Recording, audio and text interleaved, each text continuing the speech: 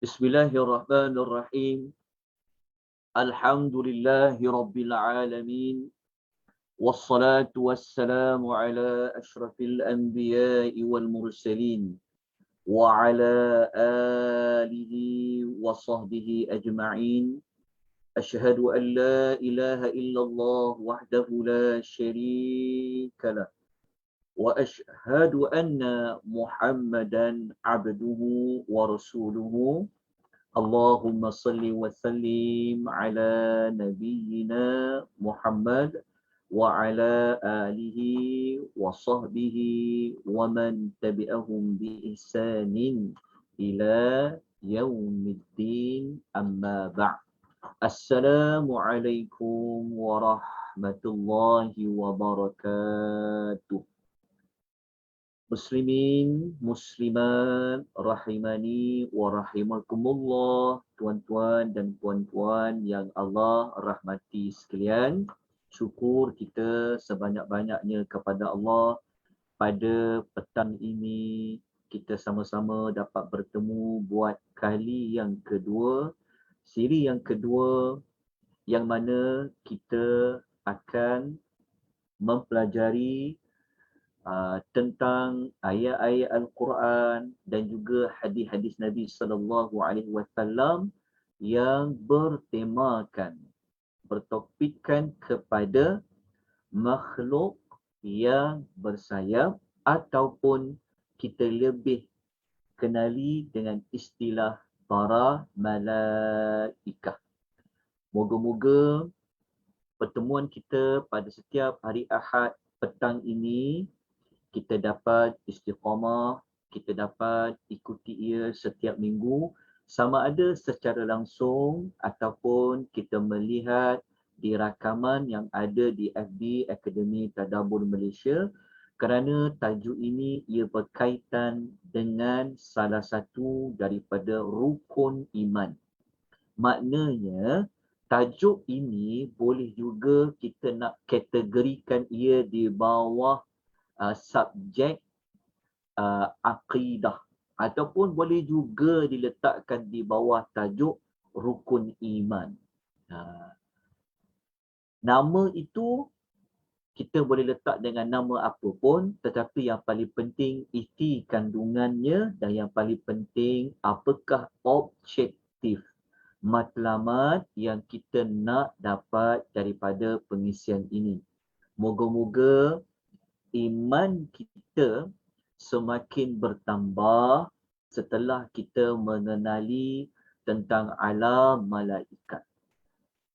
Apabila kita mengenali malaikat, ia akan membawa kita kepada mengenali pencipta kepada para malaikat.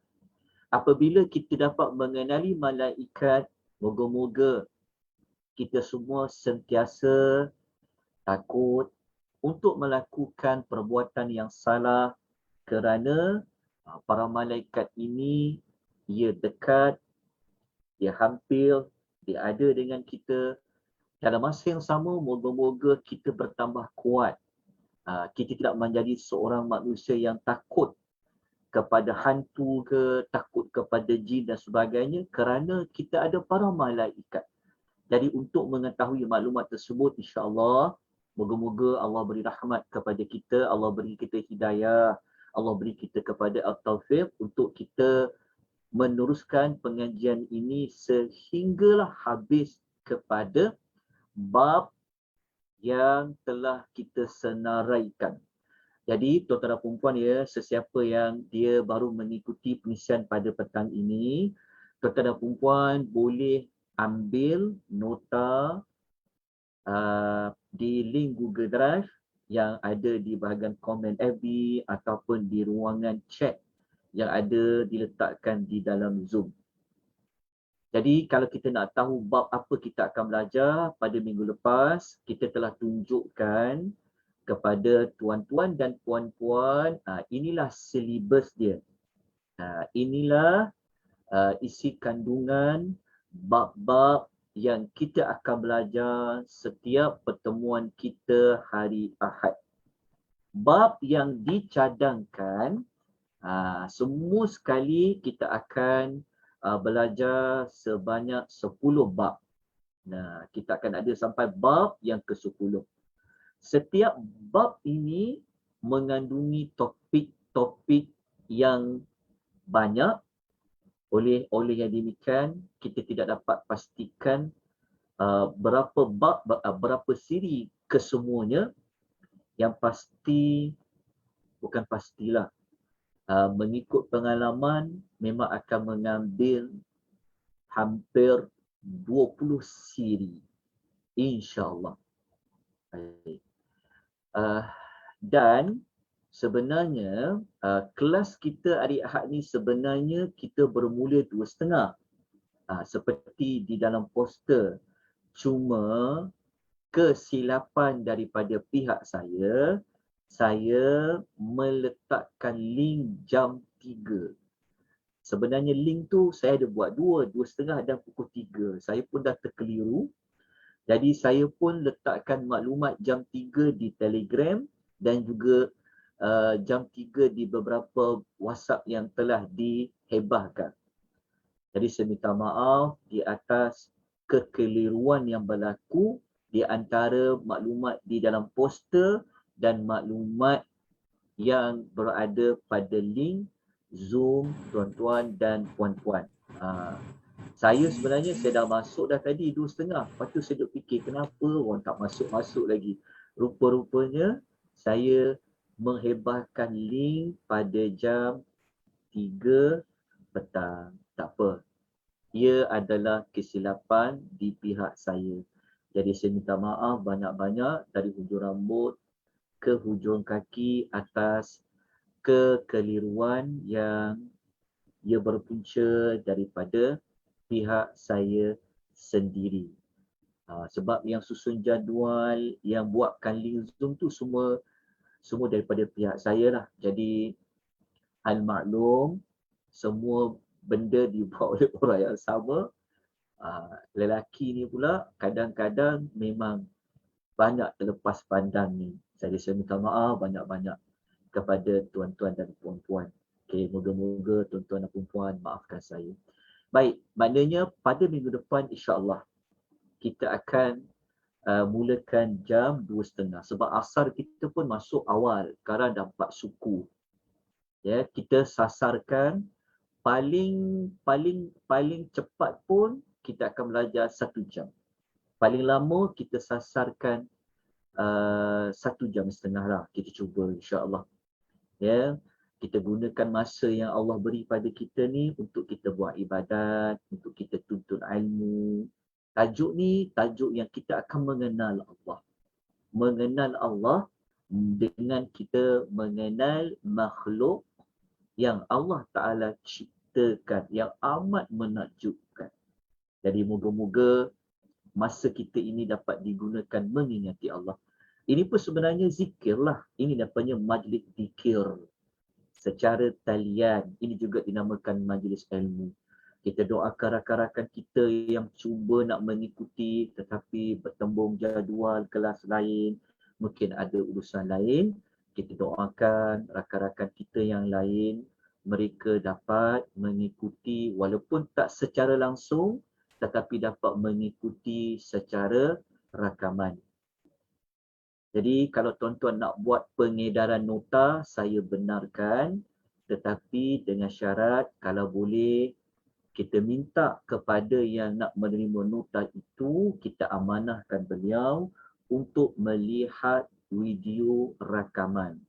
Kerana bagi memastikan mereka tak tersalah faham, untuk menjelaskan lagi sebab tidak semua maklumat kita sampaikan ia berada dalam nota. Kadang-kadang nota tu memang ada banyak salah dia. Jadi kalau hanya berpandu kepada nota, takut nanti kita tersalah faham. Oleh kerana itu, kalau kita nak buat pengedaran nota, kami di pihak akademi sangat mengalu-alukan. Cuma kita mohon jasa baik kepada yang menerima nota tersebut untuk mengikuti kuliah secara rakaman di FB Academy Tadabbur Malaysia. Ya, moga-moga kita dapat manfaat, kita dapat sama-sama sebarkan ilmu Kita yang paling penting, kita nak sentiasa dalam rahmat Allah. Baik, pada minggu lepas, kita dah selesai belajar tentang topik yang pertama, iaitu kewajipan beriman kepada para malaikat. Okey. Kita masih lagi berada pada bab 1. Okey, bab 1 ni mengandungi 4 topik di dalamnya. Topik pertama, kewajipan kita beriman kepada para malaikat.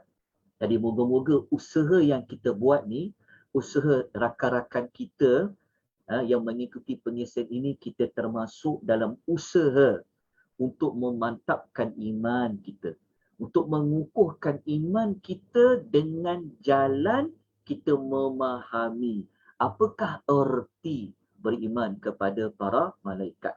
Kalau kita tak kenal, maka kita tak cinta. Kalau kita tak kenal, macam mana nak menimbulkan kepercayaan tersebut? Kita kalau dengan orang kita tak kenal pun kita tak percaya siapa dia. Tapi kalau kita dah kenal dia, tahu latar belakang dia, maka kepercayaan itu akan terbentuk. Begitulah perkaitannya dengan rukun iman. Okey, bab pertama kita dah cerita, tak perlu saya ulang lagi. Okey, maafkan saya. Okey, topik yang kedua. Iaitu kita nak mempelajari tentang bagaimanakah penyebutan tentang para malaikat ini di dalam Al-Quranul Karim. Pentingnya malaikat ni, ada tak Allah sebutkan dia di dalam Al-Quran? Berapa banyak, berapa ayat, berapa surah? Okey. Kalau tuan-tuan nak dapat maklumat tentang para malaikat seperti yang kita sebutkan pada siri yang pertama, kadang-kadang kita jumpa secara jelas di dalam ayat Quran itu perkataan malaikah. Seperti mana dalam surah An-Nisa ayat 36. Kita jumpa malaikat memang tak ada makna lain. Memang ia merujuk kepada malaikat. Tetapi tidak semestinya tidak ada perkataan malaikat. Ayat yang kita baca, ayat yang hendak kita faham tersebut tidak semestinya tidak ada kaitan dengan malaikat.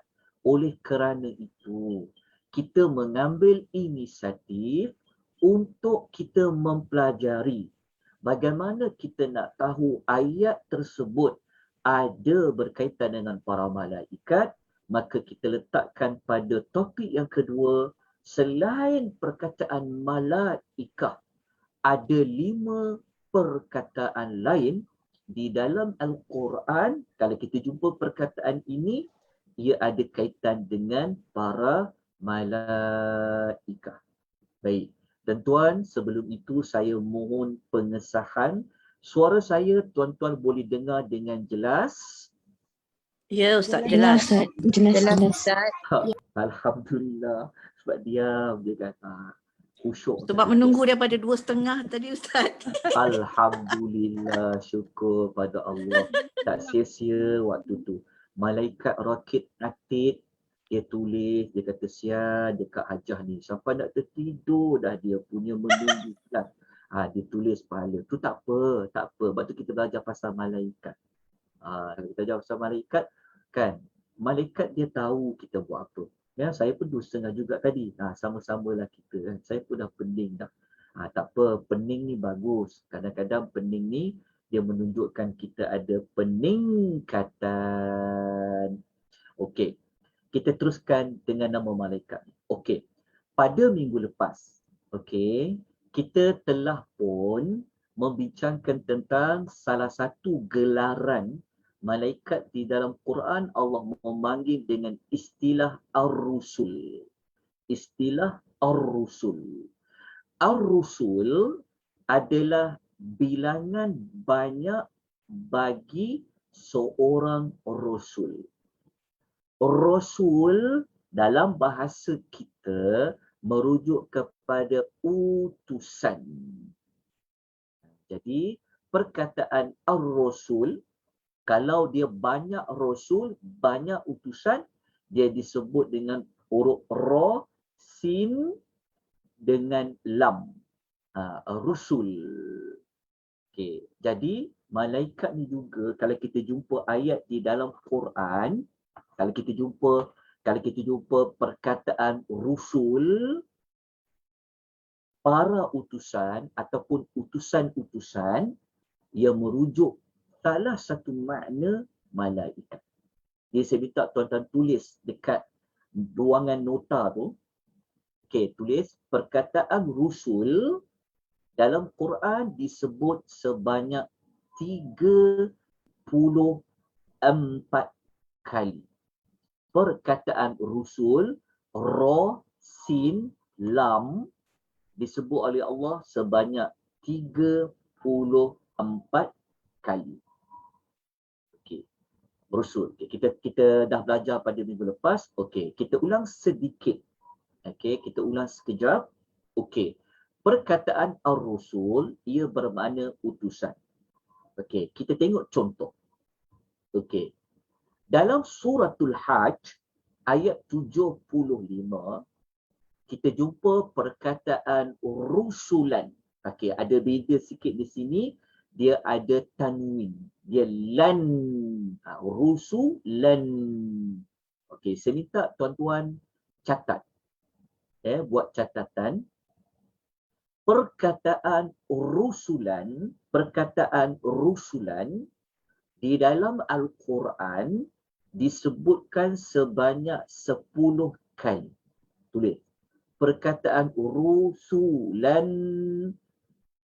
ada disebutkan sebanyak 10 kali. Okey, 10 kali perkataan rusulan. Ini dapatan saya. Jika saya tersilap, tersalah, saya mohon tuan-tuan dan puan tolong betulkan. Okey, jika saya tersalah dan tersilap, contohnya sebenarnya ada 12 kali tapi saya sebut 10, ataupun sebenarnya ada 8 kali je saya sebut 10. Kalau ada salah silap, tolong betulkan. Kita sama-sama kita belajar. Jadi dapatan saya mendapati perkataan rusulan ada 10 kali. Okey. Kalau kita jumpa perkataan rusulan di dalam Al-Quran, salah satu maknanya, bukan makna, sebab maknanya ia memanglah utusan-utusan.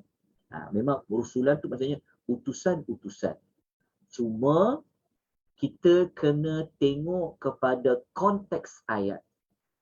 Utusan-utusan, rusulan dalam ayat Quran itu merujuk utusan Allah yang mana satu.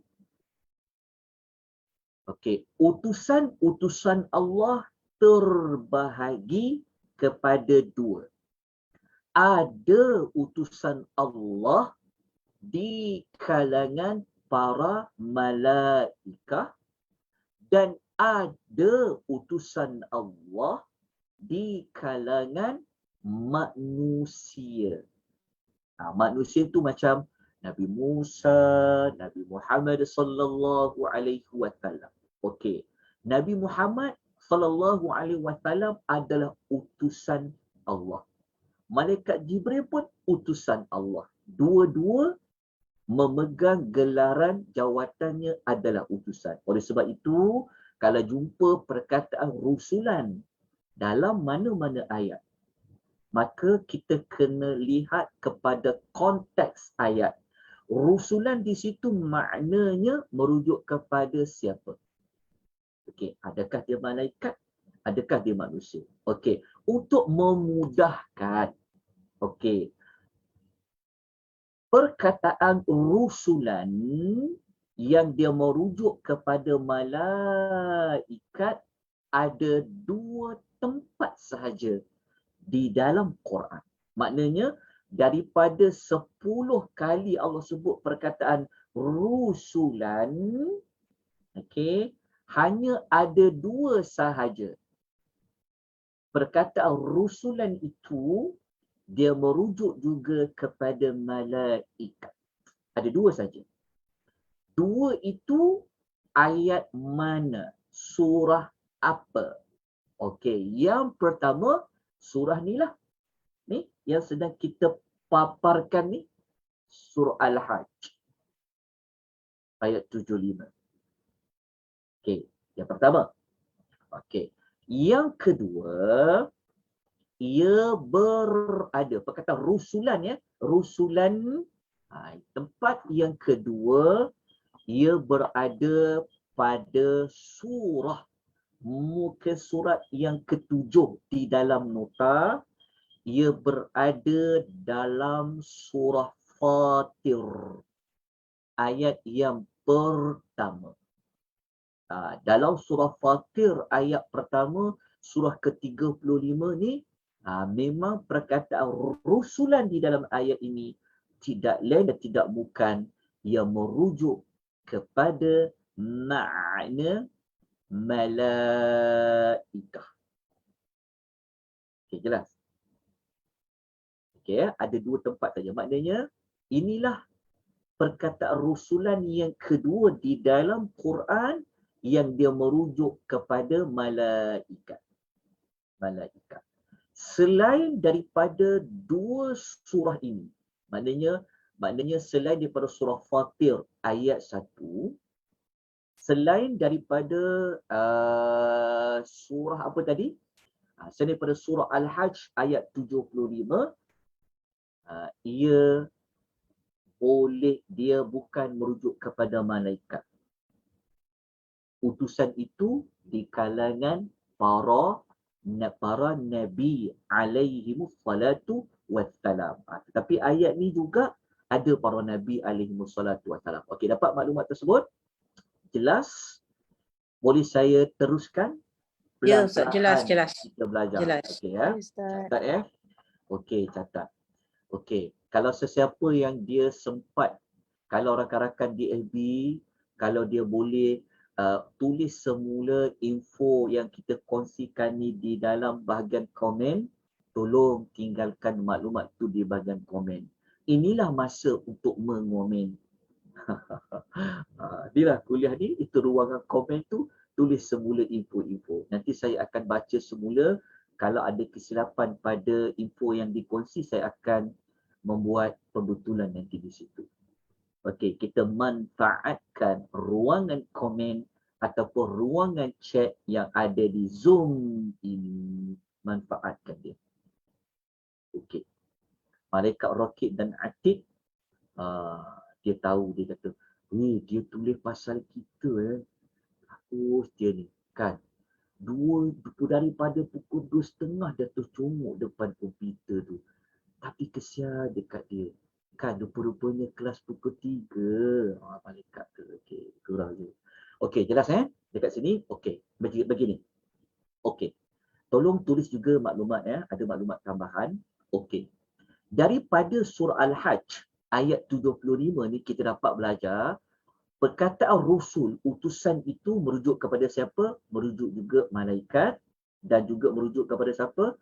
Merujuk juga kepada nak merujuk juga kepada manusia. Maknanya utusan Allah ada dua.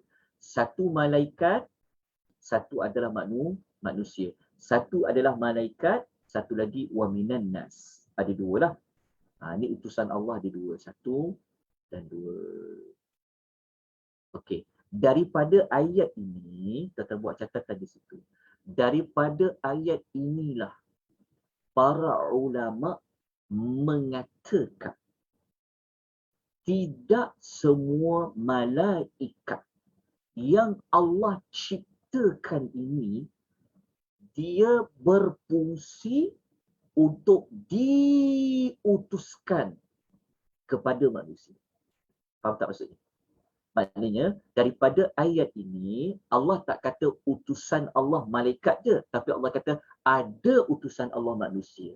Ini bermakna tidak semua malaikat dia ada tugas dia dengan anak-anak Adam.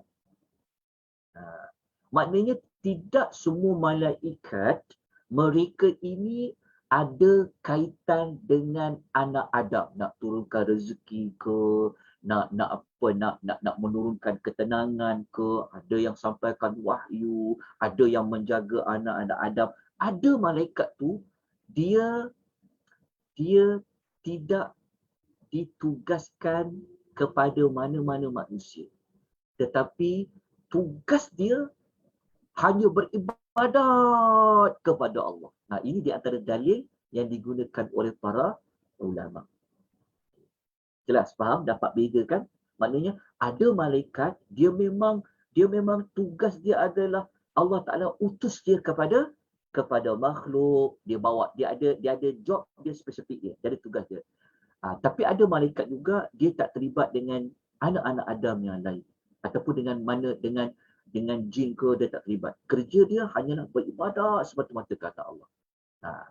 Dekat situ dibincangkan oleh para ulama menggunakan dalil ini.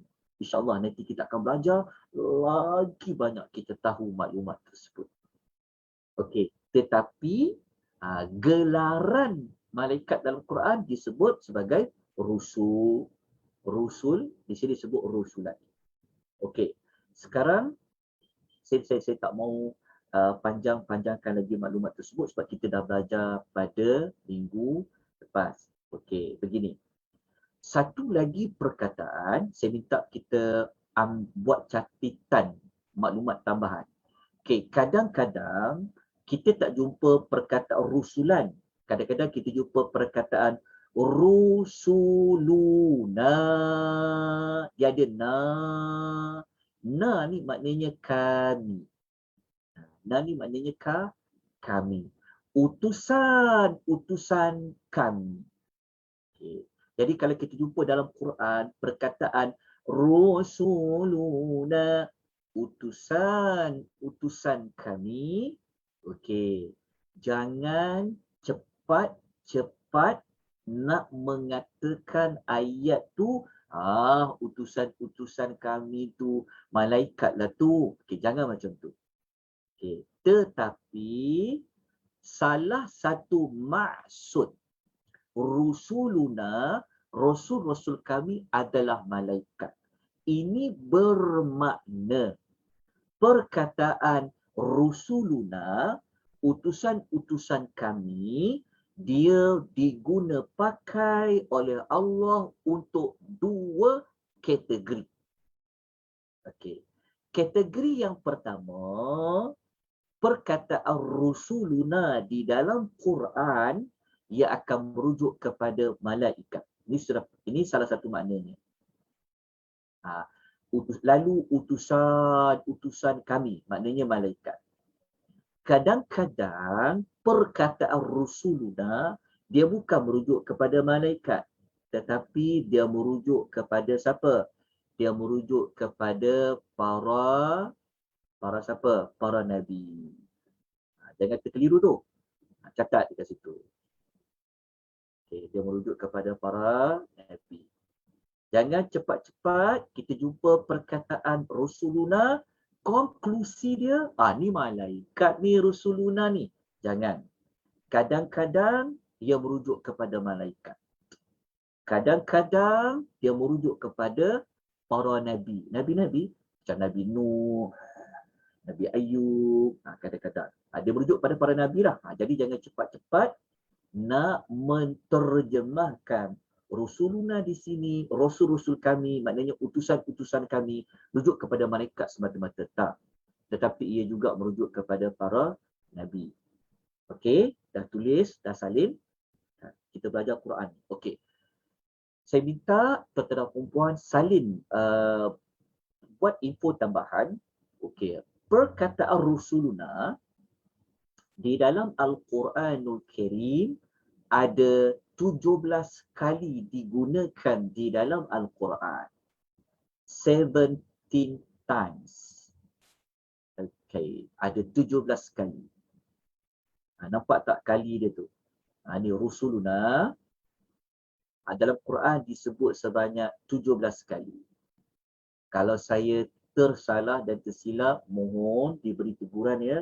Saya sangat berbesar hati jika ada mana-mana teguran akan kesilapan. Okey, ada 17 kali. Okey. Daripada 17 kali tu, okey, 9 kali perkataan rusuluna digunakan untuk Nabi. Digunakan untuk Nabi. 8 kali selebihnya digunakan untuk malaikat. Di sini jawapannya. Okay, tulis maklumat ni. Dapat? Dah salin? Okey. Cuma untuk pengisian petang ni, saya tak sempatlah nak sebutkan ke semua ayat yang 9 kali ni. Begitu juga ke semua ayat 8 tempat dalam Quran yang sebut perkataan Rusuluna, Rusuluna, Rusuluna kepada malaikat ni. Yang ni saya minta maaf banyak-banyak. Memang tak sempat nak menyenaraikan. Okey, yang penting penggunaan penyebutan para malaikat di dalam Quran, kadang-kadang Allah guna perkataan Rusuluna, utusan kami. Jelas? Perlukan penambahan, perlu apa-apa pertanyaan? Okey, dalam nota ni telah disebutkan beberapa tempat dalam Quran Rusul itu adalah malaikat. Contohnya surah Hud, ayat nombor 69 ada perkataan Rusuluna. Ini merujuk kepada malaikat. Dekat sini memang konteks ayat ni merujuk kepada malaikat. Okey. Ada banyak tempat lagi yang lain lah. Okey. Nanti waktu kita belajar bab-bab yang lain, nanti saya akan ingatkan tuan-tuan dan perempuan. Ini sekali lagi perkataan Rusuluna. Tapi semua sekali ada berapa disebut pada tentang perkataan Rusuluna para malaikat, dapatan saya ya. Okey, dapatan saya ada 8 kali. Jadi kalau saya tersalah tersilap, mohon betulkan saya. Okey, kita teruskan. Okey, kepada gelaran yang kedua. Ni sepatutnya kita masuk petang ni dekat sini. Nak masuk ke duta ni. Kan sepatutnya. Tapi kita buat permulaan lah. Kita raikan kawan-kawan kita yang baru mengikuti kelas kita pada petang ini. Okey. Gelaran yang kedua di dalam Quran, Allah Ta'ala nak sebut ia malaikat, Allah guna perkataan as-safarah. As-safarah. Okay, as-safarah. Perkataan safarah hanya sekali je Allah sebut dalam Quran. Satu kali saja perkataan dalam Quran, perkataan safarah. Iaitu dalam surah Abatha ayat nombor 15. Kita akan jumpa Allah Ta'ala berfirman, A'udzubillahi minasyaitonirrajim, bi'aidi safarah. Jumpa perkataan safarah. Kiramin bararah. Kiram adalah ciri pertama bagi safarah.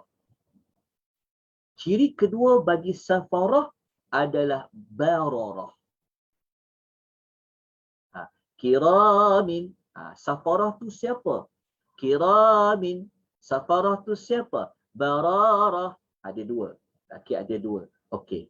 Isunya adalah safarah. Pada ayat 15 ni siapa? Kita sebut tadi, ia adalah malaikat. Okay. Dalam terjemahan, kita tak jumpalah perkataan safarah. Sebab terjemahan dia telah menterjemahkan safarah ni siapa? Sebab tu ditulis malaikat.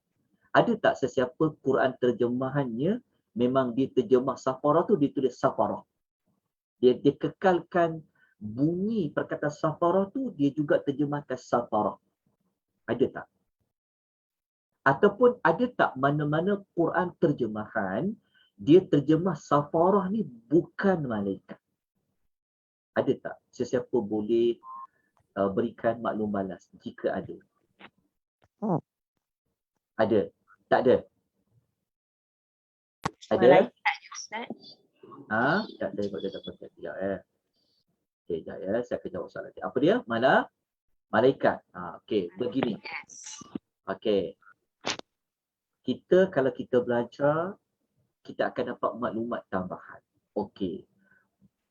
Perkataan safarah ni sebenar-benarnya ada pendapat lain di kalangan para ulama tafsir yang mengatakan perkataan safarah ni dia bukan merujuk kepada malaikat. Kita catat dekat nota tak perempuan. Ini untuk info tambahan. Maknanya kalau kita dengar dalam mana-mana pengisian, kita baca pada mana-mana artikel, kita buka dalam Quran tafsir, kalau dia tak kata safarah tu bukan malaikat, dia bagi makna lain, memang ada pendapat seperti itu. Okey, perkataan safarah makna lain. Okey, para ulama kata safarah tu mereka mengatakan ia bukan malaikat, ia adalah sahabat Nabi. Tulis dekat situ. Sahabat ataupun para sahabat Nabi sallallahu alaihi wasallam.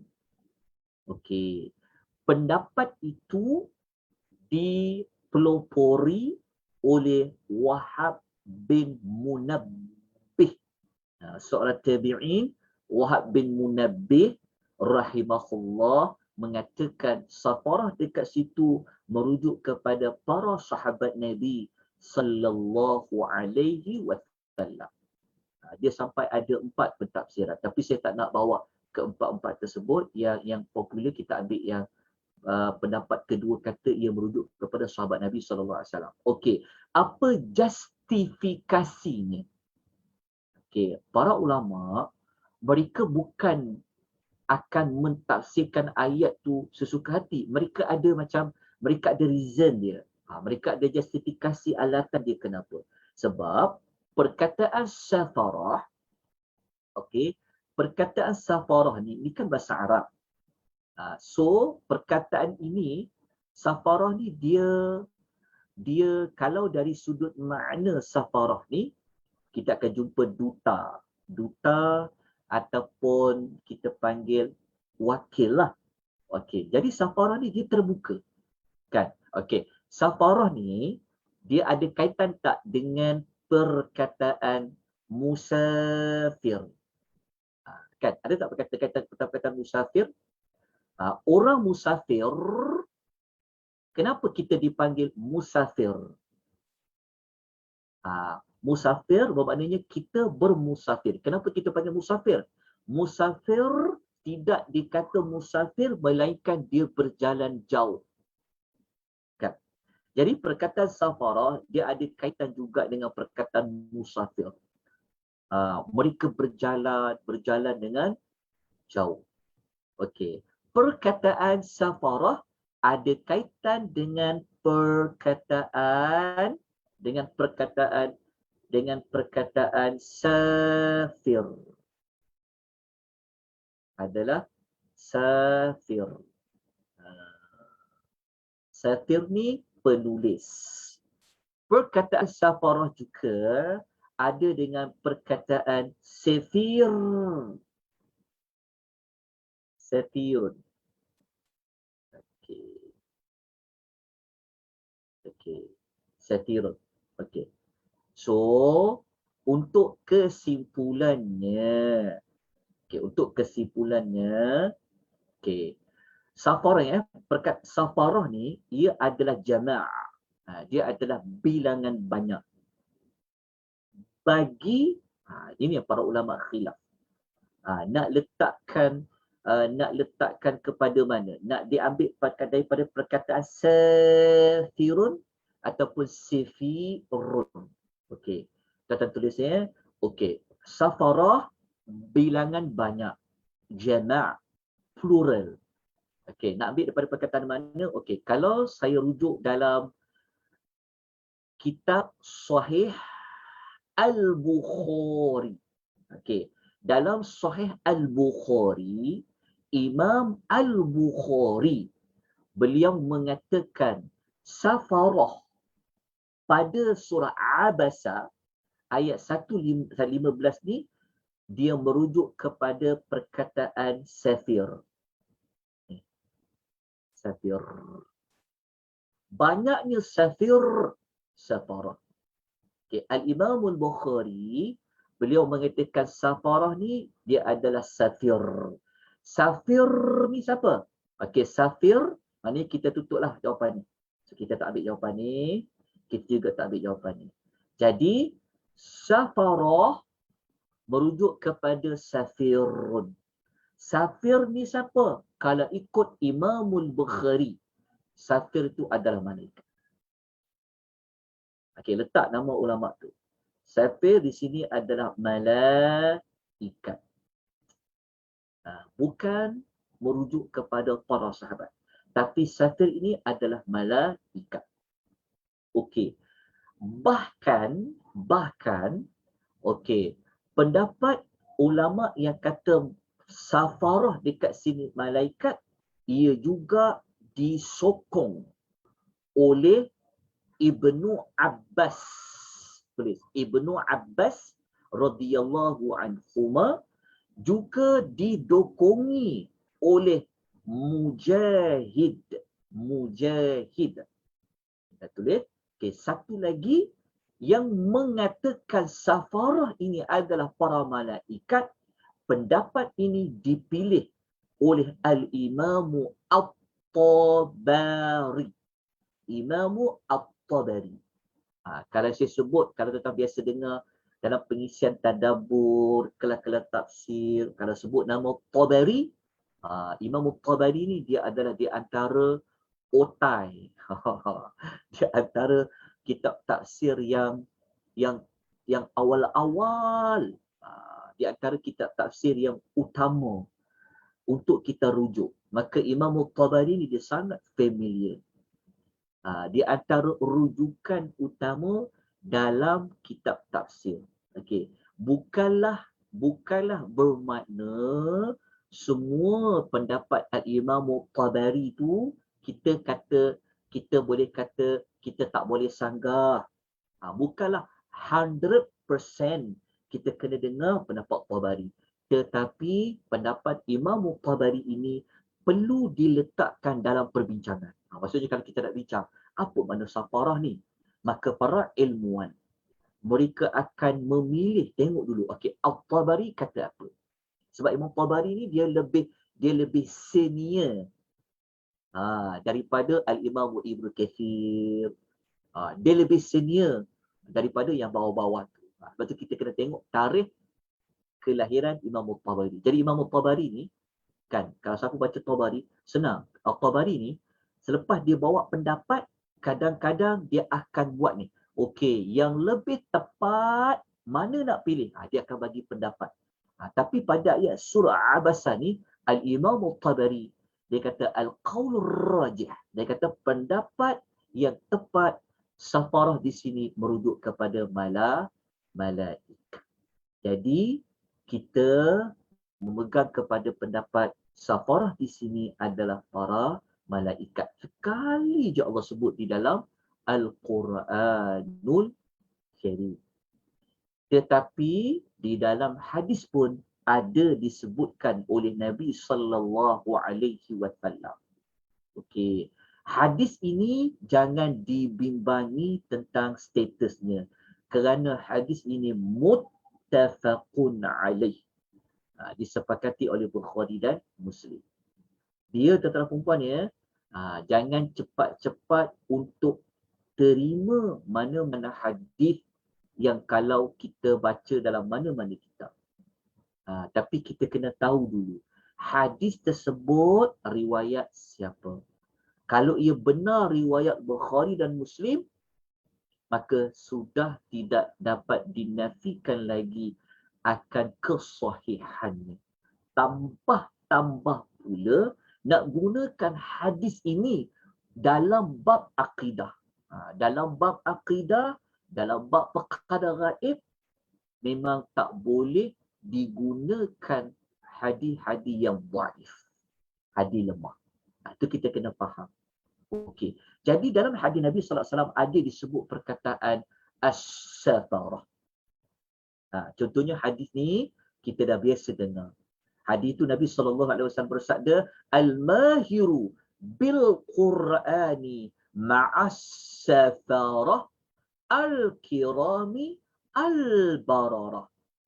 Sama tak macam ayat ni? Ada kesamaan. Safarah, surah bahasa, kiramin, al-kiram, bararah, bararah. Nabi sebutkan semula. Dapat jelas ya? Okey, jadi safarah dekat sini siapa? Maka safarah dekat sini sama macam ayat ni adalah malaikat. Okey, jelas? Okey. Nabi SAW bersabda, orang yang mahir itu mahir lah. Mahir, orang mahir, orang yang mahir dengan Al-Quran, mereka akan bersama dengan as-safarah. Maka safarah kat sini siapa? Adalah para malaikat. Macam mana kita tahu dia malaikat? Sebab safarah ni ada pada surah Abasa perkataan safarah. Malaikat yang kita akan bersamanya bagi orang yang mahir Al-Quran ni. Malaikat itu apa ciri-ciri dia? Al-kirami. Dia sangat mulia. Mulia saja ke tak? Mereka juga al-bararah. Mereka yang taat kepada Allah Azza wa Jalla. Ini dipanggil darjat. Para malaikat ni memang dah mulia. Jadi Allah Ta'ala nak mengangkat, nak bagi motivasi, Nabi nak bagi motivasi kepada orang dengan Quran ni, belajarlah Quran, fahamlah Quran. Kalau kamu main dengan Quran, kamu akan dapat ditempatkan kedudukan kamu seperti para malaikat yang mulia dan taat. Tetapi kalau orang yang kurang mahir, dia tetap mulia. Cuma kemuliaan dia tak disebut bersama para malaikat. Tapi Allah Ta'ala kata dia dapat apa? Dia dapat juga lahu ajra. Dia dapat juga 2 pahala. Kenapa dapat 2 pahala? Sudut pertama kerana dia usaha nak baca walaupun susah. Lepas tu kerana Quran ni memang dia jadi ibadah. Ni telah tuan-tuan sedia maklum. Okey, habislah tentang nama as-safarah. Okey, sekarang kita pergi kepada makna al-junud. Al-junud bilangan banyak, plural, jama' bagi perkataan jundun. Bagi perkataan apa? Jundun. Macam mana kita nak tahu perkataan jundun? Mudah saja. Mudah saja. Cara dia, cuba tengok contoh ayat dalam surah Taubah. Ayat 26, nota muka surat nombor 8. Kita nampak jelas tak nota yang saya paparkan ni? Kalau kita tengok dekat skrin lah. Okey, kat sini. Okey, jumpa tak perkataan junudun? Okey, cara nak jadikan dia sebagai singular, kita buang huruf waw ni. Kalau kita padam huruf waw ni, dia bunyi, huruf dia jim, nun, dal. Dia panggil jundun. Maksudnya plural bagi junudun, jim, nun, dal. Jun, dun.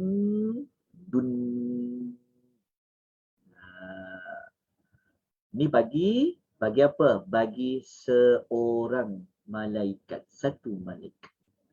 Tapi kalau ramai malaikat, tambahkan waw selepas nun tu. Junudun, macam ni. Okey, jelas? Okey. Dalam Quran, Okey, dalam Quran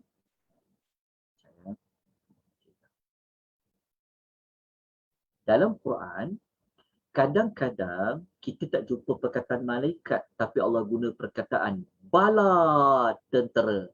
Maksudnya tentera yang ramai. Junud. Okey, dah jelas? Okey, cuma kita tengok dulu ayat dia. Nanti saya akan sebutkan. Okey, kita tengok contoh-contoh. Okey, kita tengok contoh bukti dia dalam surah Taubah. Ayat nombor berapa tu? Ayat nombor 26. Ayat 26. Okey, kita tengok contoh ayat ni. Saya kena kecil sikit. Kita tengok ayat ni ya. Okey, dah nota dia kan? Okey, pastikan baik-baik.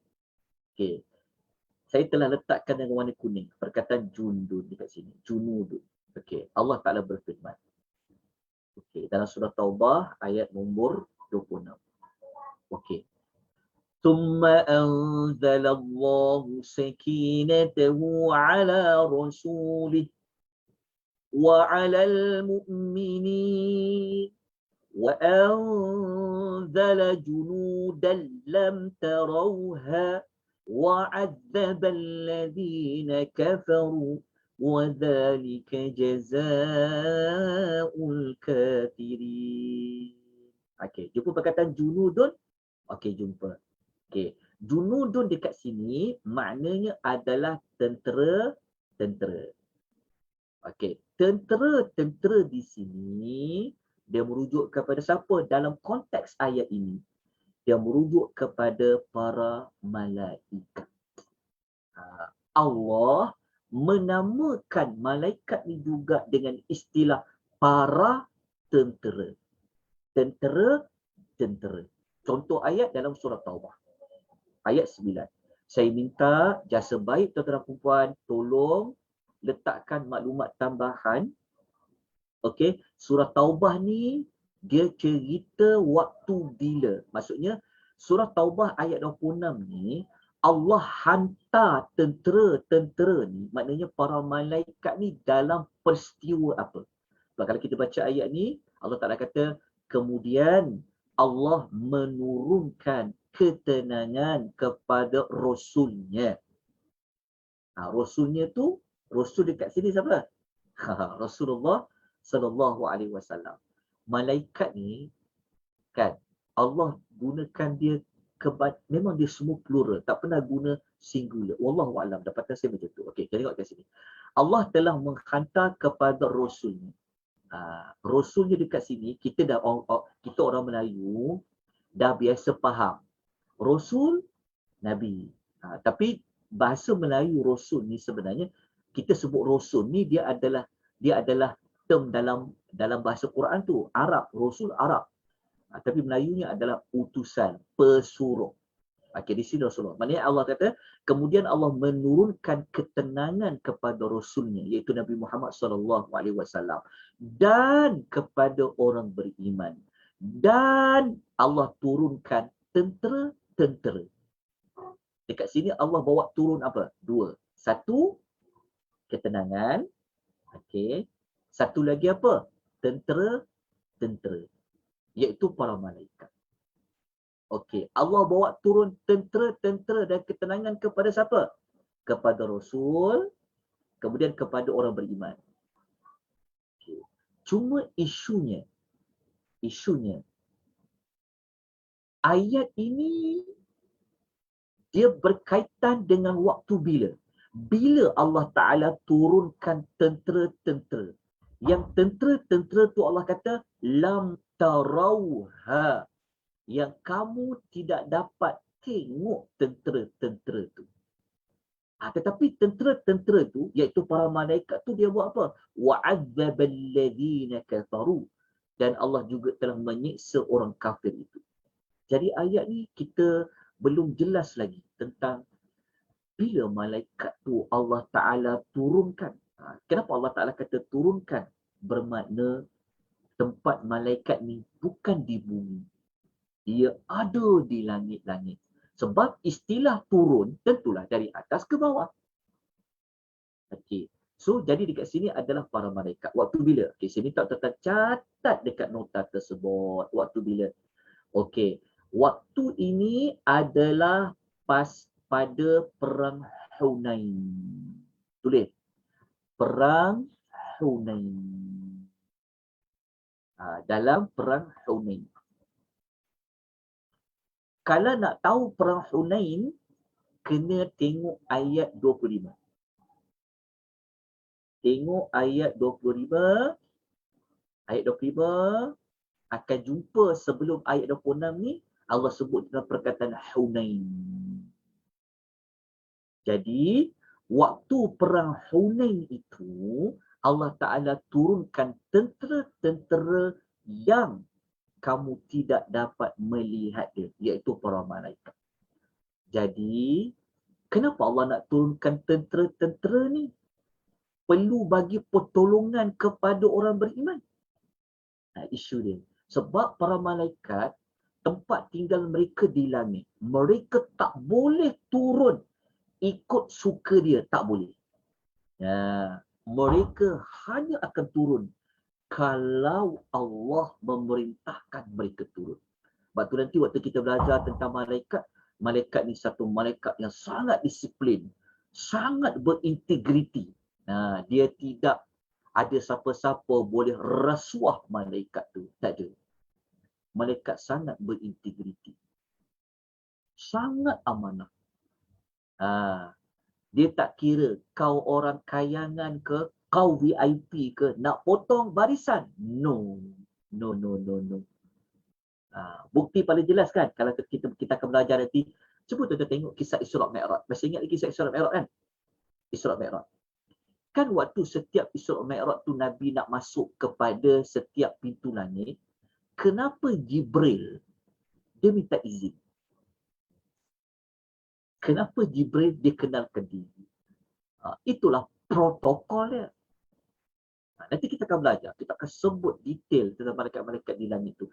Kenapa Nabi SAW dan para malaikat yang bawa Nabi lintas langit pertama minta izin masuk. Lintas langit kedua minta izin masuk. Kenapa? Walaupun bos bagi segala para malaikat Jibril pun tetap minta izin. Sebab itu adalah SOP dia. Itulah protokol dia. Setiap nak masuk pintu langit, minta izin. Dia tanya, kau tu siapa? Aku malaikat. Bersama kau siapa? Muhammad. Okey. Mereka dah dapat dah memo bahawa boleh buka. Dibuka. Ataupun paling jelas, tuan-tuan masih ingat tak? Yang hadis yang Nabi nak masuk pintu syurga kan? Nabi nak masuk syurga. Kan waktu Nabi sampai dekat pintu syurga tu, malaikat tanya, siapa tu? Nabi kata, aku Muhammad. Kenapa perlu tanya? Sebab Allah telah tugaskan malaikat. Jangan buka pintu syurga melainkan yang mesti masuk pertama sekali. Mesti namanya adalah Muhammad sallallahu alaihi wasallam. Kita tengok. Integritinya para malaikat. Kan, sampai Jibril pun kena minta izin. Tak boleh. Jibril kata, aku bos kau lah, buat apa kau tanya banyak pada aku? Tak ada. Inilah kita nak belajar keagungan para malaikat. Belum lagi kita belajar nanti macam mana dia sujud. Allahu Akbar. Kalau kita belajar ibadat-ibadat para malaikat ni, kita rasa sangat kerdil kita. Allah Ta'ala ni mempunyai makhluk-makhluk dia sentiasa bertasbih siang dan malam. Nanti kita akan belajar. Okey, maknanya kenapa Allah turunkan? Mesti ada sebab. Okey, jadi sebab dia adalah untuk membantu orang beriman dengan Nabi menang dalam perang Hunain. Jadi kalau tuan-tuan nak tahu lebih lanjut, kalau saya nak cerita perang Hunain saja pun dah makan masa yang panjang. Jadi saya minta jasa baik tuan-tuan dan puan, kalau ada kitab sejarah Nabi, Siratun Nabawiyah, ataupun kalau tuan-tuan nak baca kitab tafsir yang ada mengulas juga tentang isu sejarah, saya cadangkan tuan-tuan buka tafsir Ibnu Kathir. Dalam tafsir Ibnu Kathir, beliau ada mengulas tentang macam mana perang Hunain tu, apa yang berlaku. Perang Hunain ni dia berlaku sebenarnya selepas pembukaan kota Mekah. Waktu tu, orang Islam dia tak macam mula-mula perang Badar dulu. Waktu perang Hunain ni tentera Islam ramai. Wah, berjalan dengan seolah-olah orang Islam berfikir masa tu, kalau kita ramai, pasti kita menang. Tapi Allah Ta'ala tegur. Jadi kalau kita nak tahu, kita kena tengok surah Hunain tu. Surah Hunain pula. Kita tengok surah At-Taubah. Ayat nombor berapa? Ayat nombor 26. Okay, saya tunjuk contoh pada tuan-puan ya. Okay, saya minta tuan tengok ni, tengok Quran surah Taubah ya. Okay, saya tunjukkan tuan-tuan dan puan-puan surah Taubah. Saya minta tuan-tuan dan puan-puan tengok surah Taubah yang saya nak paparkan ni. Okay, supaya lebih jelas. Nak bagi penghayatan kenapa Allah hantar tentera-tentera ni. Jadi kita kena tahu cerita dia. Cuma saya tak cerita panjang. Saya nak bagi dia punya beberapa maklumat je. Okay, saya buka surah Taubah. Ayat berapa tadi kita baca? Ayat 26. Okey, nampak tak saya tunjukkan laman legasi Quran ni? Nampak tak? Saya mohon maklumatlah dari tuan-tuan dan puan-puan. Nampak Ustaz, Ustaz. Nampak saya ke nampak yang tu? Nampak. Okey. Nampak ayat Quran Ustaz, nampak Ustaz juga. Okey. Okay, cuba tengok dekat sini. Ni saya cadang suruh baca ayat berapa? 25 kan? Ni ayat 25. Okay. Sebab itu, kalau kita nak faham sesuatu ayat, kita cuba tengok ayat sebelum dia. Salah satu cara dia. Okay, waktu kita baca ayat nombor 25, Allah Ta'ala kata apa? Laqad nasarakumullahu fi mawatin kathiratin wa yawma Hunain. Dekat sini perkataan wa yawma Hunain. إذ أعجبتكم كثرتكم فلم تغن عنكم شيئا وضاقت عليكم الأرض بما رحبت ثم وليتم مدبرين. Ini kita baca sebab kita nak tahu ayat dia lah. Okay, kalau kita baca dekat sini, Allah Ta'ala kata apa? Sesungguhnya Allah telah menolong kamu capai kemenangan. Allah telah menolong kamu supaya kamu menang. Dalam perang apa? Dalam banyak-banyak peperangan dan di peperangan Hunain. Nampak tak? Ada dua. Okay. Perang ni Allah tolong. Dalam banyak-banyak perang Allah tolong, Allah sebut juga dalam perang Hunain. Nampak tak perkataan Hunain? Jelas di sini sebut perkataan Hunain. Okey. Apa berlaku pada perang Hunain tu? Kenapa Allah Ta'ala tolong waktu perang Hunain tu semasa kamu merasa megah dengan sebab bilangan kamu yang ramai. Maka bilangan yang ramai itu tidak mendatangkan faedah kepada kamu sedikit pun. Yang ketika itu kamu rasa bumi luas tu menjadi sempit kepada kamu dan kamu berpaling undur melarikan diri. Wah, tuan-tuan. Tuan-tuan, perang Hunain ni dia berlaku 8 Hijrah. Okay, waktu tu tentera Islam ramai. Tengok ayat Quran tolong kita bagi tahu cerita tu kan. Waktu ramai tu orang Islam berpegang macam ni. Kalau kita ramai tentera, mesti kita menang. Tapi Allah Ta'ala kata apa? Ramai itu tak datang faedah pun kepada kamu. Allah kata menang tu bukan faktor ramai tentera tu bukan faktor untuk kamu menang. Tapi kamu menang tu adalah pertolongan Allah. Lepas tu kalau kita baca sejarah perang Hunain ni, ramai tentera orang Islam lari lintang pukang. Kalau kita baca dalam tafsiran ayat, tinggal 80 orang je. Daripada ribu-ribu, tinggal 80 orang sahaja yang tetap teguh sabar nak perang. Salah seorangnya adalah Nabi SAW dan para sahabat. Ini kata-kata Ibnu Mas'ud. Maka waktu orang dah lari berundur tu, Allah Ta'ala hantarkan ketenangan. Allah menurunkan semangat tenang kepada Nabi. Inilah ayat kita baca tadi. Lepas tu Allah Ta'ala turunkan para malaikat yang Allah namakan mereka apa? Adalah junudan lam tarawha. Para malaikat yang tolong. Okay. Jelas tuan-tuan? Fahamkan ayat tadi? Uh, Allah Ta'ala turunkan para malaikat dekat sini. Pasal perang Hunain. Jadi malaikat, tentera dekat sini siapa? Tentera tu adalah malaikat. Okey, kita baca satu ayat lagi. Ayat ni pun kita baca, kita ambil surah Taubah juga. Okey, surah Taubah ni kita ambil ayat 40. Ada ayat 26, ini ayat 40. Ayat 40 ni dia bukan dalam perang. Tapi ayat 40 ni berkaitan Nabi SAW melarikan diri keluar daripada Mekah nak pergi Madinah. On the way, mereka singgah selama 3 hari berada di dalam Gua Thur. Berada di dalam Gua Thur. Jadi kalau tuan-tuan ada kitab Tafsir Tabari, tuan-tuan boleh baca ulasan pada ayat ini. Okey, ini sebenarnya peristiwa Nabi nak berhijrah. Orang Arab musyrikin nak bunuh Nabi. Tapi Nabi sempat keluar dengan Abu Bakar As-Siddiq radhiyallahu anhu. Kan mereka menyuruh di dalam Gua Thur. Boleh baca riwayat Muhammad bin Shihab Az-Zuhri mengatakan memang Nabi pemilih Gua Thur. Yang mengatakan Nabi duduk 3 hari adalah pendapat Mujahid rahimahullah. Okay.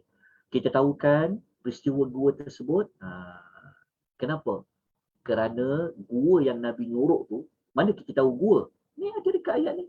Kita akan jumpa perkataan idza huma fil ghar. Ada ghar. Ghar ni gua lah. Nabi berada dengan siapa? Saniyatnain. Senain ni 2 orang. 2 orang tu Nabi dengan Abu Bakar lah. Sebab dalam hadis sebut nama dia. Nabi pergi kat mana? Dia tengok Nabi pergi dekat gua. Dengan siapa? Sewaktu dia menjadi salah seorang daripada 2 yang berlindung. 2 berlindung tu maksudnya Nabi dan Abu Bakar As-Siddiq. Ayat Quran tak sebut nama Abu Bakar, tapi dalam hadis Nabi ada sebut nama Abu Bakar As-Siddiq radhiyallahu anhu. Yang Allah Ta'ala cerita ketika dia berkata kepada sahabatnya, dia kat sini siapa? Dia dekat sini adalah Rasulullah sallallahu alaihi wasallam. Dia ini adalah Rasulullah. Sewaktu dia ni adalah Rasulullah. Nabi menamakan yang ikut Nabi keluar hijrah tu, Nabi Allah Ta'ala menamakan dia adalah sahabat idhuma fil ghar. Okey. Ketika Nabi tenangkan Abu Bakar As-Siddiq. Sebab apa? Sebab Gua Thur ni dia sangat kecil dan kalau cari orang nyogok tu pasti boleh jumpa. Tetapi Nabi menenangkan Abu Bakar As-Siddiq. Nabi kata jangan kau bercita-cita. Kan? Allah kan bersama-sama dengan kita. Lepas tu Allah Ta'ala turunkan ketenangan kepada Nabi. Lepas tu Allah buat apa? Dekat ayat tu kita jumpa macam mana orang boleh tak jumpa Nabi. Dekat ayat tu Allah Ta'ala kata apa?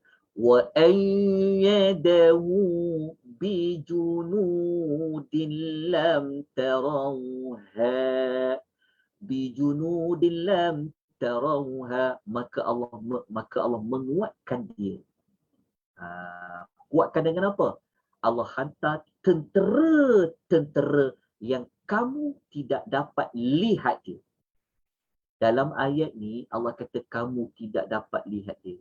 Tapi kita pernah dengar orang kata macam mana orang boleh tak nampak Nabi Muhammad menyuruh. Sebab orang kata ada sarang laba-laba. Sarang laba-laba nampak ke tak nampak? Nampak. Kalau dia sarang burung merpati, nampak ke tak nampak? Nampak. Tapi dalam ayat ni terang-terang kata, ya Allah hantar bantuan tu yang nampak ke yang tak nampak? Tuhan kata, lam tarawha, yang kamu tidak dapat melihatnya. Jadi siapa tu tentera-tentera kat situ? Maka tentera-tentera di sini sebenarnya adalah malaikat. Dia adalah malaikat. Sebab apa malaikat orang tak nampak? Okay, jelas tak nampak? Tapi dapat kan cara macam mana kita nak dapatkan maklumat. Tapi kita dah dengar riwayat-riwayat kata ada burung merpati kat situ, dia tengah buat sarang, ada sarang laba-laba. Yang menyebabkan orang kata kalau ada sarang laba-laba, tentulah tak ada orang kat gua ni. Sebab sarang laba kan kalau orang masuk kan, sarang laba tu mesti dia akan macam terhapuskan. Lepas tu ada sarang burung. Sebenarnya Quran bagi jawapan lain, tapi yang kadang-kadang kita dengar lain. Sebab itu dalam setiap isi penting kita mesti kena tanya sumber dia. Okey, jelas dekat sini. Okay, dia adalah malaikat. Okey. Satu lagi kita tengok dalam surah Al-Ahzab. Yang ni perang lain pula. Surah Al-Ahzab ayat nombor 9. Okey, ni dekat muka surat nombor, dan nota kita muka surat nombor 9. Okey. Muka surat nombor 9 ya. Okey. Dalam ayat nombor 9 suratul Ahzab, kita akan jumpa 2 kali perkataan junud. Junud. Tapi saya dekat sini jumpa perkataan 2 junud kan.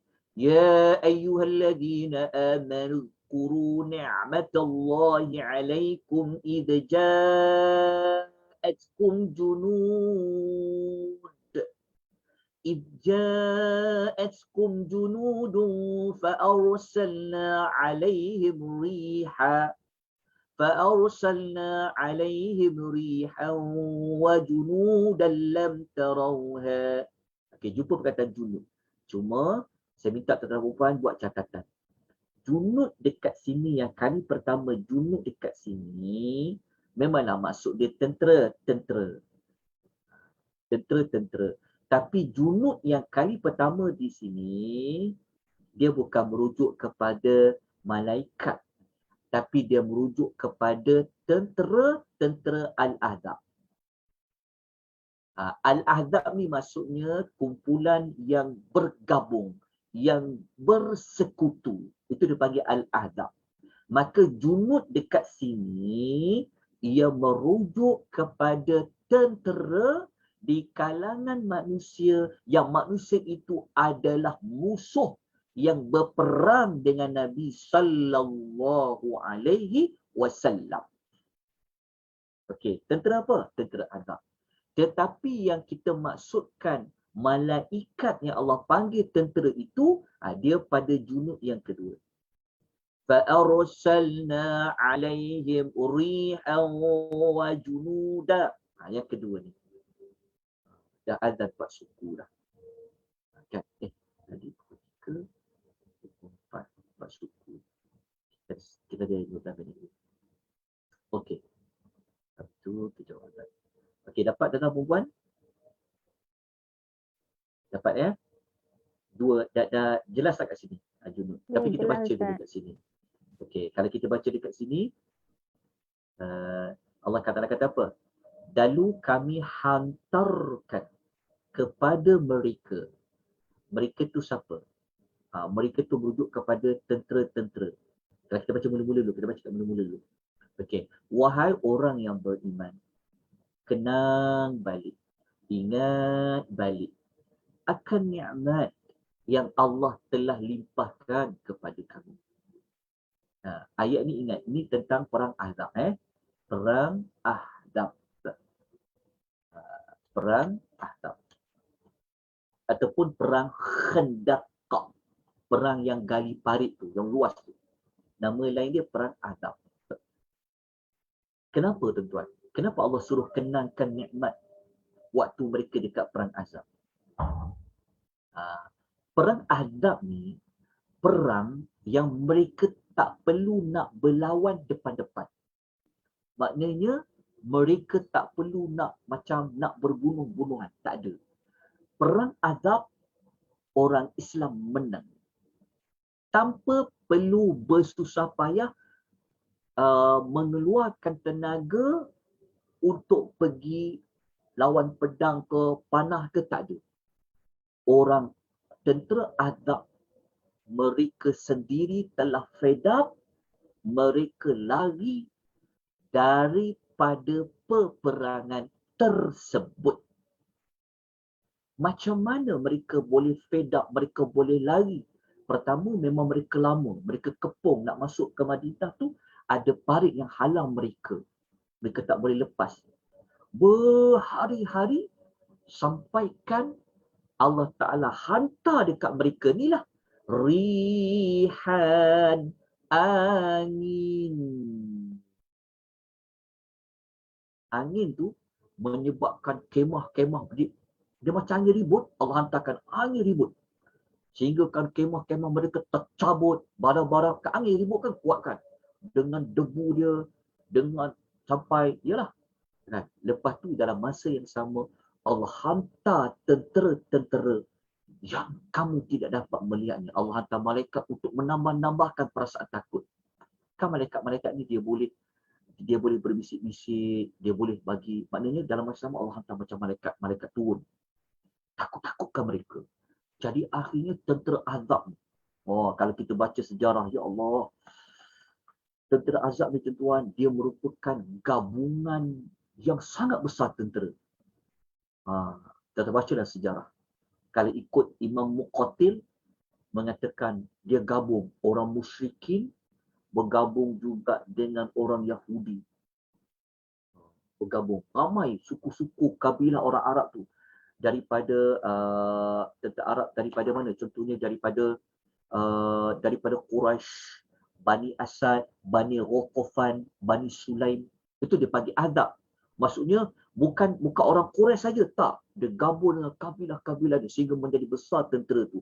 Mereka nak masuk Madinah tapi tak boleh sebab ada parit yang digali. Kan tunggu punya lama, Allah Ta'ala tengok dia orang Islam. Maka Allah berikan kemenangan dengan Allah hantar angin ribut yang kuat dan Allah turunkan tentera-tentera di kalangan para malaikat yang menakut-nakutkan, akhirnya mereka menang. Lepas peristiwa itu je Allah kata, "Udhkuru ni'matallahi 'alaikum." Kenangkanlah, ingat balik nikmat yang Allah limpahkan kepada kamu. Okay, sambil kita nak belajar tentang malaikat, dapat kita faham ayat ni. Kan? Wa kana Allahu bima ta'maluna basir. Tapi kalau kita baca sejarah juga kan, kita belajar sesuatu dekat sini, pertolongan tu sampai, semuanya dimulakan dengan usaha dulu. Tuan-tuan. Dalam sejarah Nabi, Allah hantar malaikat, semua telah nabi-nabi ni usaha dulu. Sampaikan dakwah dulu, keluar perang dulu, usaha gali parit dulu. Sepatutnya boleh kan doanya kan? Tak payahlah kita buat apa-apa, tunggu doa je dekat rumah. Tak. Tawakal, ia ada usaha. Sebab tu Nabi sendiri minta para sahabat gali parit punya dalam. Maknanya usaha dulu, lepas tu tunggu musuh datang. Baru tentera tu sampai pertolongan. Kita kena belajar macam tu. Dia bukan Allah Ta'ala hantar malaikat tanpa perlu buat apa-apa, tak ada. Dalam sejarah Nabi, semua Nabi buat. Macam-macam tadi, ingat tak yang Nabi pergi duduk dalam gua? Nampak tak gua tadi kan? Gua, kalau kita fikir logik kan, tentulah Nabi ni wali Allah kan. Kenapa Allah Ta'ala tak tolong Nabi waktu dekat Mekah? Nak bagi ke kita satu contoh. Nabi sendiri pergi menyorok tahu, cari gua tu. Usaha menyorok tu, baru Allah hantar malaikat. Jadi sebab tu dalam sejarah Nabi tidak ada dalam mana-mana yang Nabi tak buat apa-apa. Semua Nabi buat dulu. Semua Nabi usaha. Dalam masa sama baru Nabi masuk konsep tawakal. Okey, jelas tuan-tuan dan puan. Okey, cuma sebelum kita pergi kepada perkara keempat ni, saya minta tuan-tuan tulis macam tu. Ustaz, boleh tanya soalan tak sebelum Ustaz pergi? Junudun dengan wajunudani. Okay, the first one tu memang bala tentera lah, junudun kan. Tapi tentera ini adalah tentera manusia. Ya Ustaz? Betul? Okay, saya silap? Okay. Yang dekat mana? Ayat mana? Ayat ke-9. Azab ni. Okay. Yes. Al-Ahzab 33.9 ya. 33 ayat 9 ya. Okay. Lepas tu kan Ustaz, maknanya dalam maknanya bahasa Arab atau dalam Al-Quran, kita tidak dapat nak membezakan tentera itu manusia dengan tentera dari para malaikat ini sama juga Ustaz ya. Wajunudan. Sama ya. Jadi Ya. kalau kita tak tahu macam mana kita nak membezakan sama ada tentera tu dari manusia atau tentera malaikat. Adakah Okey. ayat yang mengatakan tidak dapat terlihat itu yang membezakan? Macam mana Ustaz boleh Ya. tahu? Itu juga Ha. dia antara tips dia lah. Sebab Aha. tidak dapat melihat. Satu Ah. lagi, Aha. biasanya dalam terjemahan dia dah letak dah penerangan. Kalau ikut ayat dia tentera, sini saya letakkan tentera supaya kita faham istilah tu. Tapi dalam terjemahan dia tak tulis tentera kan? Dia tulis Tentera. Dua-dua dia tentera Ustaz. ialah Dalam okey. Tapi ada dalam kurungan.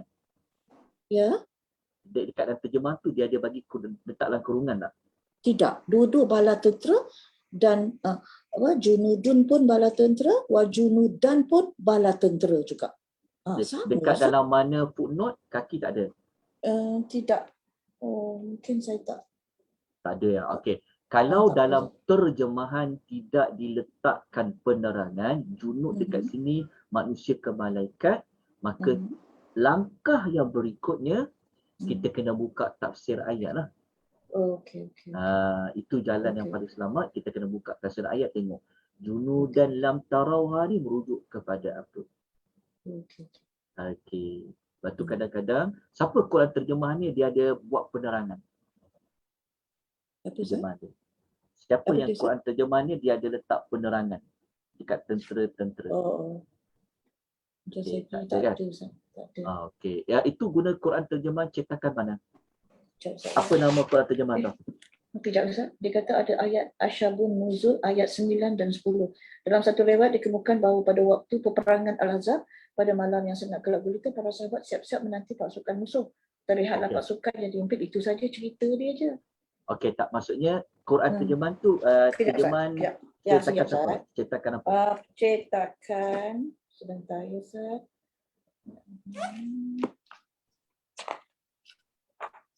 Cetakan Malaysia punya lah Ustaz. okey. Pasal Musyaf Al-Quran cetakan Alhambra. Indonesia punya Ustaz. Indonesia punya. Okay. Al-Ihsan, Al-Quran tafsir perkata Al-Ihsan. Okey, tak apa. Siapa yang Quran lain cetakan Malaysia yang dia penerbit daripada Malaysia yang dia terjemahkan, dia bagi tahu dekat ayat tu adalah malaikat. Siapa boleh kongsi? Ada lagi satu. Saya punya ada. Okey, apa dia? Pimpinan Rahman ada bagi tahu malaikat dengan Al-Ahzab, atas surah Al-Ahzab. Sama macam Ustaz punya. Okey, maksudnya dia letak dalam kurungan ya? Ya, betul. Dia letak dalam kurungan. Okey, ataupun tapi dikekalkan perkataan tentera. Ya, betul. Okey, kalau macam tu boleh faham lah. Lepas tu kadang-kadang terjemahan dia nak bagi orang faham, dia letak dalam kurungan. Dari kurungan macam ni. Mungkin Quran saya lagi satu ke atas. Saya tak dapat nak check. Okey, tak apa. Okey, itu jawapan dia. Okey, daripada persoalan Kak Mazidah tadi tu, inilah yang saya nak terangkan begini. Maksud dia, kalau kita jumpa dalam Quran perkataan junud, maknanya kita jangan cepat-cepat untuk menterjemahkan junud dekat sini para malaikat. Tapi salah satu daripada perkataan junud ni adalah malaikat lah.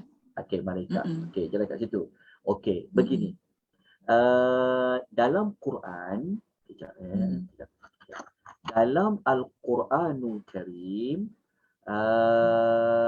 perkataan yang saya ditulis tadi jap. Okey, begini. Dalam Quranul Karim, perkataan junud ni dia boleh merujuk kepada 4. Boleh kat situ. Dia boleh merujuk kepada 4 makna. Okey, 4. 4 tu maksud 4 tu apa? Okey, 4 tu guna, rendah,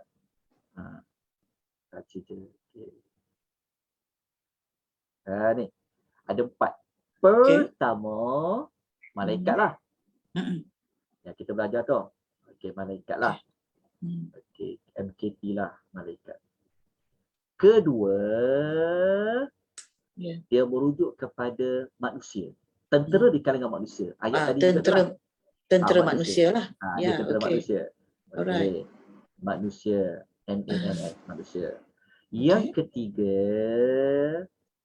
iblis. Oh, Ya, merujuk kepada tentera iblis. Sat lagi saya akan tunjuk contoh. okey. Okey, iblis. Iblis ada tentera dia. Oh, Alright. okey. Yang keempat Hmm. adalah jin bergabung dengan manusia. Uish, Tak pernah dengar ya? tak pernah dengar Ustaz. Jin Jin gabung dan- dengan manusia meletup. Tak adalah. Okey. Saya ingat kalau iblis tu dia termasuk dalam golongan jin juga. Tidak ya Ustaz? Terasing ya? Tak, begini. Iblis Ha. memang daripada kumpulan jin. Ya. Tapi dalam konteks ayat ada Allah sebut junudun, dia bukan melimitasikan hanya pada jin. Tetapi perkataan junud tu dia kombinasi tentera daripada jin dan manusia. Okey. Okey, kita nak tengok contoh dia. Okey, yang nombor satu malaikat manusia tu kita dah belajar tadi dekat surah Al-Ahzab. Okey, sekarang kita nak tengok contoh. Mana ayat Iblis. yang kata tentera iblis? Perkataan junud tadi tu. Okey, tuan-tuan tuliskan surah nombor 26. Okey, surah nombor 26, Suratul Syu'ara.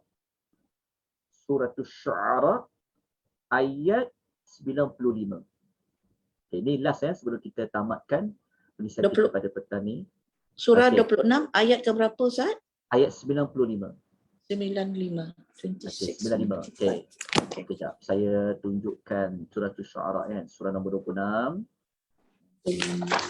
Surah 26. Ayat berapa? Ayat nombor 95. Okey, 95 muka surat berapa? Muka 371. 371. Okey. Kita tengok dekat sini. Okey, saya paparkan dekat Zoom. Nampak tak? Dia punya ni. Nampak. Okey. Ya. Ayat surah 26, ayat 95 kan? Ya. A'udzubillahi minasyaitonirrajim. Wa junudu iblis ajma'un. Wa junudu iblis ajma'un. Termasuk juga bala tentera iblis semuanya masuk neraka. Ini pasal tentera iblis dia masuk neraka. Cuma dekat sini dia tak spesifik lah. Siapa tentera iblis tu? Tentera iblis ada juga di kalangan jin, ada juga di kalangan manusia lah. Iblis dia daripada jin. Okey, tetapi jin dia ada syaitan. Iblis dia daripada jin. Okey, maknanya jin yang paling jahat adalah iblis. Jadi iblis ni sendiri dia ada tentera di kalangan syaitan-syaitan daripada jin. Termasuk manusia lah. Okey, di sini maksud dia. Okey, satu lagi saya bagi contoh di mana tentera yang dia daripada jin dan manusia.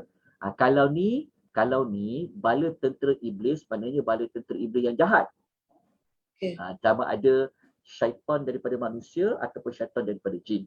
Dia jadi tentera iblis. Tapi yang kita kata jin dan manusia yang keempat tadi tu adalah tentera manusia yang baik. Manusia itu ada tentera jin dan manusia. Siapa dia agak-agaknya? Adalah Nabi Allah Sulaiman. Nabi Allah Sulaiman, kita tengok dalam buka surah semut. Surah 27. Selepas surah Syu'ara. Ya. Okey. Okey, surah An-Naml, surah semut. Kita tengok ayat 37. Muka surat 380. Ayat 37. Okey, tengok ayat nombor 37. Muka surat 380 Ustaz. Ya, muka surat 380. Kita akan jumpa dekat sini. Surah An-Naml memang tak lari daripada kisah Nabi Allah Sulaiman lah. Okey, ayat 37 ni Nabi Allah Sulaiman dia kata irji' ilaihim, kembalilah kepada mereka. Mereka dekat sini adalah pengikut Ratu Sabah. Jadi kena baca dekat 36 dululah. Dekat ayat 36 Nabi Allah Sulaiman dia telah diberi rasuah dalam bentuk hadiah. Maknanya Ratu Sabah yang kita sebut istilah Bilqis tu, dia telah hantar utusan dia bawa hadiah kepada Nabi Sulaiman. Tapi Nabi Sulaiman tak terima. Lepas tu Nabi Sulaiman kata dekat ayat 37, kembalilah kepada mereka. Falanatiyannahum bijunudin. Maka demi sesungguhnya kami akan mereka, maksudnya kalau mereka tak beriman nanti akan datang tentera kat mereka. Dia kata kami akan mendatangi mereka dengan angkatan tentera. Jadi angkatan tentera ni siapa? Bijunudin ni. Junud dekat sini siapa? Dekat ayat ni. So angkatan tentera dekat sini, kalau kita baca dalam tafsiran ayat, maka Nabi Sulaiman kita sedia maklum siapakah tentera-tentera dia. Maka pada konteks ayat ini, kata Imam Muqatil, tentera dekat sini merujuk kepada jin dan manusia. Kita tahu kan Nabi Sulaiman ada jin ifrit, dia ada jin-jin yang buat arca-arca yang besar. Jadi Nabi Sulaiman pesan, pulangkan balik hadiahnya. Aku tak nak terima hadiah. Sebab tu hadiah, perkataan hadiah ada dalam Quran, tapi dia merujuk pada rasuah. Kat sini. Nampak tak? Dekat sini kita jumpa kat sini. Ni ayat 35. Dia kata wa inni mursilatun ilaihim bihadiyah. Orang Melayu ni dia guna bahasa Quran, hadiah. Tapi Nabi Sulaiman tak nak terima. Sulaiman tak terimakan dengan rasuah. Daripada sini merujuk jin apa? Jin di kalangan manusia dan di kalangan jin. Sulaiman beritahu, kalau korang tak mau beriman, nanti kami akan datangkan kepada kamu di kalangan tentera.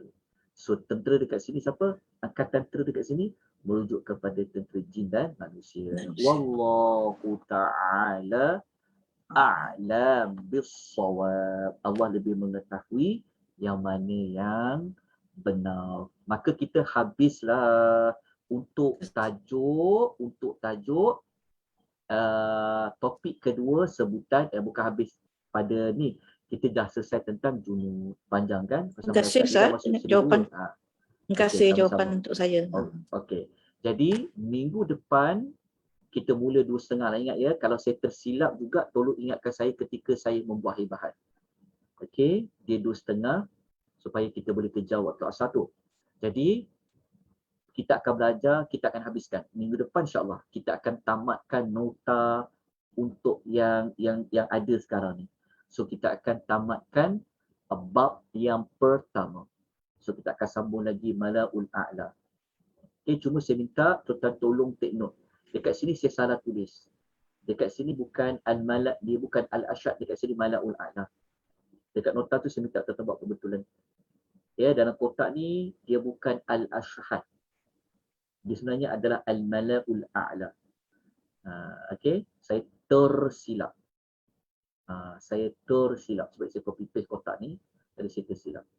Okey, bukan Al-Ashhad padam. Dia bukan Al-Ashhad. Tapi dia adalah Mala'ul A'la. Termasuklah muka surat ni. Muka surat yang ke-10 pun sepatutnya bukan Al-Ashhad dekat sini. Dekat sini adalah Al-Mala'ul A'la. Jadi minggu depan kita akan sebutkan berapa kali pengulangan perkataan Al-Mala' di dalam Al-Quran. Sebelum kita tangguhkan, saya nak jawab persoalan yang ditanya berapa kali perkataan malaikat diulang di dalam Quran. Dapatan saya menemui sebanyak 68 kali perkataan malaikat di dalam Al-Quranul Karim. 68 kali perkataan malaikah, al-malaikah. Okey, tersilap mau betulkan. Okey, saya jawab sekejap soalan dalam chat. Okey, ada yang bertanya. Okey, kalau kita orang awam, macam mana nak cari kalimah-kalimah tertentu dalam Quran? Contohnya perkataan rusuluna. Jenuh juga nak cari secara manual, ada apps ke? Okey, saya guna secara manual, tetapi saya tak guna apps. Saya guna secara manual, saya tak gunakan apps. Memang saya kira. Tetapi bukanlah saya cari cepat macam tu.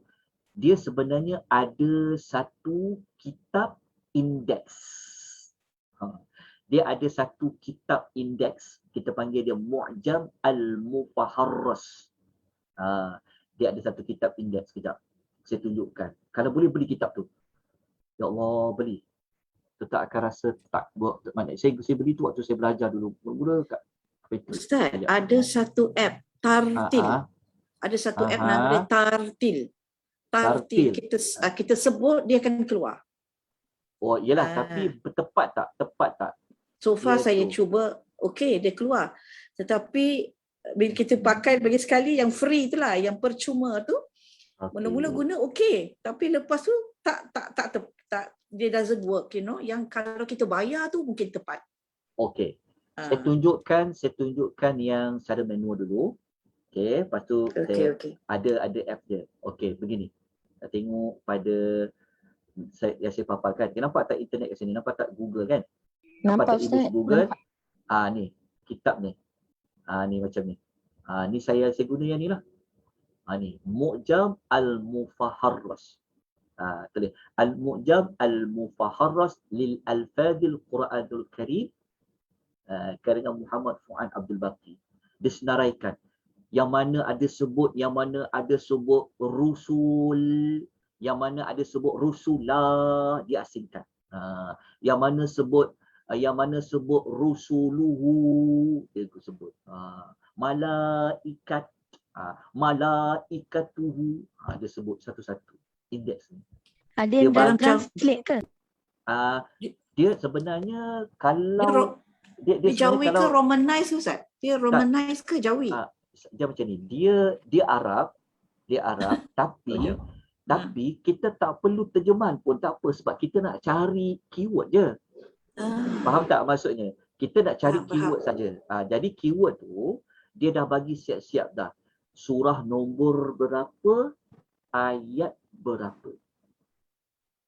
Cuma dia tak tulis dalam muka surat Al-Quran tu, dia cuma bagi tahu okey, surah apa, ayat berapa, disenaraikan.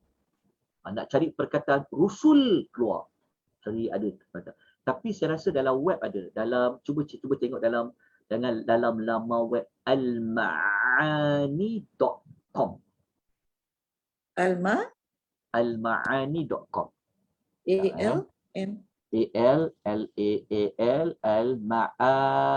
almaani.com. Kejap. Saya tunjukkan dia punya laman web dia tu. Dia ada English, dia ada Arab. Okey.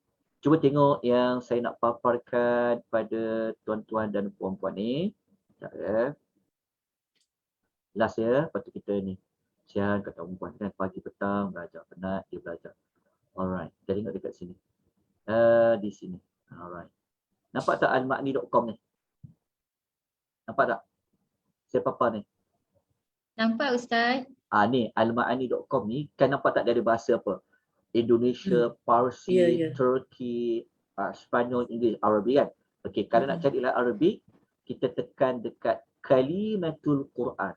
Kalimatul Quran, tekan. Allah ni iklan, macam iklan sini keluar. ALMAANY. MAANY.com.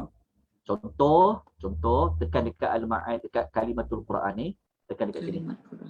Kalimat Quran ni kalimah-kalimah, nak cari kalimah-kalimah. Lepas tu kita kena tulislah dekat sini. Alright. So, kalau saya tulis, saya bagi contoh Sekejap. Okey, contoh Arabic kan? Nak cari perkataan apa tadi? Nak cari perkataan apa tadi? Perkataan apa tadi nak cari? Junuduna. Rusuluna. Kita cari perkataan rusuluna. Rusuluna. Kena Jawi lah. Okey, tekan, dia akan keluar. Dia akan keluar senarai ayat tu. Tapi dia tak tulis numbering. Jadi kita kena alert, kita kena kira balik lah. Nampak tak perkataan? Keluar tak? Rusuluna surah Maidah. Rusuluna suratul Al-An'am. Rusuluna suratul Al-A'raf. Dia keluar perkataan ni. Rusuluna. Dekat warna ni. Okey. Dekat perisai warna biru ni dia keluar. Hmm. Tapi kena tengok sampai habis lah. Kena tengok sampai habis. Sebab kadang-kadang dia berhenti kat sini, kita kena tekan kat bawah dia ni. Ada lagi tak? Dah tak ada dah. Maknanya kita tengok last kali berhenti kat mana. Last kali dia berhenti kat sini. Dia berhenti kat sini, gariskan, tekan dulu. Tapi kadang-kadang dia ada buat pengulangan. Al-Hadid juga. Jadi kena tengok perbezaan lah. Jelas Lepas tu kena kira lah. Kira. Lepas tu saya lebih suka guna yang indeks yang manual tadi. Lagi jelas. Alright, alhamdulillah, syukur pada Allah Subhanahu Wa Taala. Kalau mana-mana soalan saya tak dapat jawab, saya minta maaf banyak-banyak pada tuan-tuan perempuan. Rakan-rakan kita di FB saya langsung tak dapat nak tengok sebab saya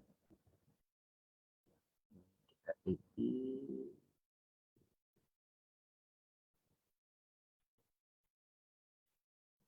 Okey.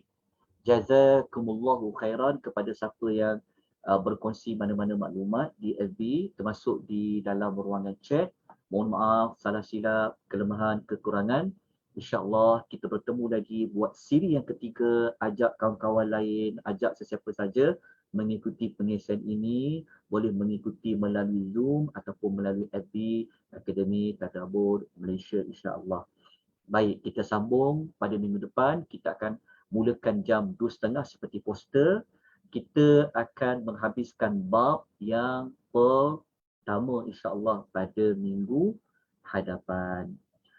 Mohon Allah berikan kita kekuatan, bimbingan, hidayah dan juga taufik untuk kita dapat istiqamah mengikuti pengisian ini sama ada secara langsung ataupun melihat secara rakaman.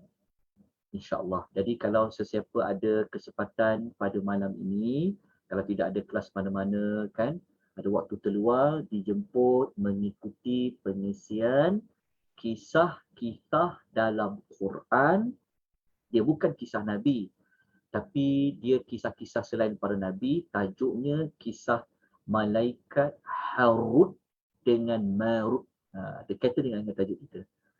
Harut dengan Marut.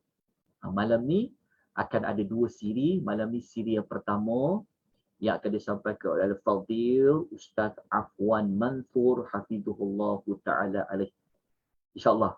Dijemput semua malam ni jam 9 suku. Aku qouli hadza wa astaghfirullahal azim. Wa bila taufiq wal hidayah. Wassalamualaikum warahmatullahi wabarakatuh. Jazakallah Ustaz. Waalaikumsalam.